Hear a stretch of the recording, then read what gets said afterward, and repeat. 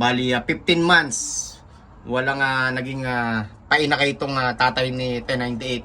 So buti napauwi natin si 1098 mula sa 823 kilometers. So first clocker natin siya nung escape. So binangga ko agad siya sa tatay niya, mga kalapatids. So may inakay na nga to, bali 2 days old.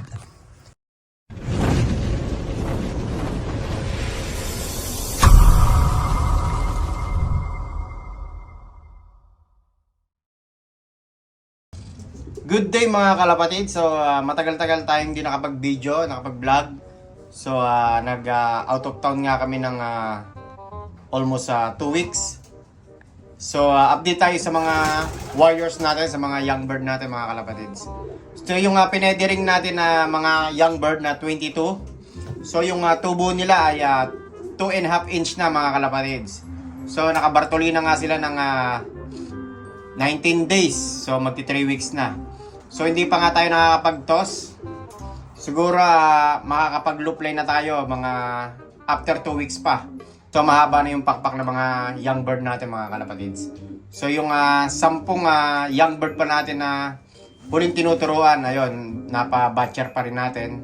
So hindi ko na pinedering yon dahil nga sa last lap namin ng Imber Cargill na 400 plus kilometer, yung laglag ng pakpak nila ay nasa pang-8 pa.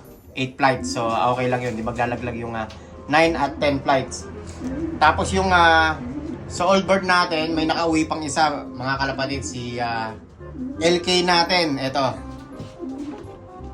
Bali after 15 days nakauwi yung LK natin mula sa escape na 823 kilometers. So yung section nga dito lahat mga kak na. Mga stock bird natin ng kak. Ito si Balda, yung ginawa nating breeder. So ilalaro natin to sa next old bird. So 8 yung stock bird natin dito na kak, mga kalapatids. So yung mga stock natin, yung race natin ng old bird nandun sa breederan. So nandun lahat yung mga hen natin, tas yung kak natin nandito, stock na. So yung panlaban nga natin na warriors, bali 32 na young bird. So hindi ko pa nga nahihiwala yung ibang young bird natin, yung mga kak at hen. So yung iba nga hindi ko pa alam yung gender. So kompleto na nga yung iba dito, yung molting nila. Lalo yung auction na bird natin, ito nagpapares na. So yung ibang young bird nga natin ay mga nag-itlogan yung iba. So kailangan na nga natin hiwalay dahil malapit na yung race namin. So February 17 yung club training toss namin, 105 kilometers sa Hinds. So start na nga yung race namin by February mga kalapatids. Tapos yung si 1098 natin, yung pinaris natin sa tatay mga kalapatids, namisa na yung itlog nila. So namisa na nga kahapon. So tingnan natin yung inakay nila mga kalapatids. So yung mga young bird nga natin mga kalapatids ay na-sprayan na natin para sa kuto. Tsaka na-deworm na rin natin mga kalapatids. So ready na tong mga young bird natin para sa race nitong darating na end of February. So ang kulang na lang natin ay toss. So medyo malilate nga tayo. Magagawal na tayo sa toss natin, pero may mga edad na tong mga warriors natin. So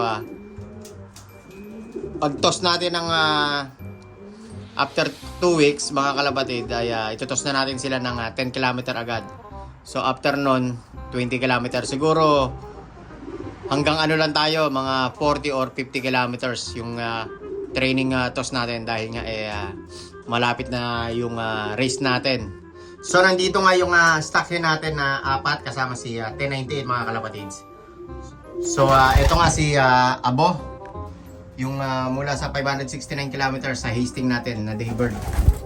Tapos ito si Bansot, Gisborne natin na first clocker sa 713 kilometers. Ayan, daybird natin. Tsaka yung 1101, ito, daybird natin ng Gisborne din sa 713 kilometers. So mga kalapatids, ito na nga yung 1098 natin. So bali 2 days nang pumisa yung itlog nila. So yung magulang nga ni 1098, bali hindi ako nakapagpalabas nitong breeding season dahil nga yung nanay niya ay may diferensya na. Siguro sa edad na rin. So bali 15 months walang naging painakay itong tatay ni 1098. So buti napauwi natin si 1098 mula sa 823 kilometers. So first clocker natin siya nung escape. So binangga ko agad siya sa tatay niya mga kalapatids. So may inakay na nga to, bali 2 days old. Ito tingnan natin. Ayan o. So bali 2 days old tong painakay ni 1098 natin mga kalapatids. So may itlog nga to dati. So pinasiter ko. So yung mili natin inakay niya. Inakay ni 1098. Yun yung second auction bird natin. So ang pares nga nun si Tatang, yung second clocker din natin ng 823 kilometers sa escape. Tsaka yung SIS natin na picturity ring, ayong nestmate ni Mili, yung second auction bird natin. So masusubukan natin yung inakay ni 1098, yung auction bird natin mga kalapatids, yung pinasiter natin. So itong inakay niya ilalaban natin to sa next old bird season.